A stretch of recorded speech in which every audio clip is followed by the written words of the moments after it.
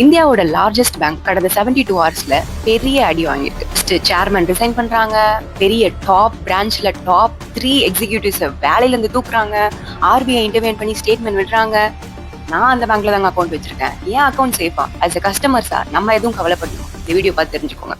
இதெல்லாம் எங்க இருந்து ஸ்டார்ட் ஆச்சுன்னா, HDFC பேங்கோட சேர்மன் அத்தானு சக்கரவர்த்தி வேலையை விட்டு ரிசைன் பண்ணார்.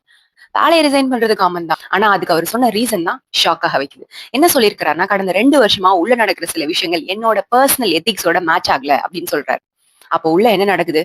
அதே நேரத்துல நேத்து துபாயில இருக்கிற, அதாவது ஒன் ஆஃப் த மேஜர் பிரான்ச்ல இருக்கிற டாப் 3 எக்ஸிகியூட்டிவ்ஸ வேலையில இருந்து தூக்கியிருக்காங்க.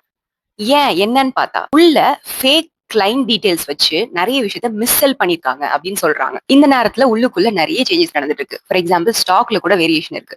ஆர்பிஐ உள்ள வந்து அவங்களோட சைட்ல இருந்து ஒரு கிளாரிபிகேஷன் கொடுத்திருக்காங்க.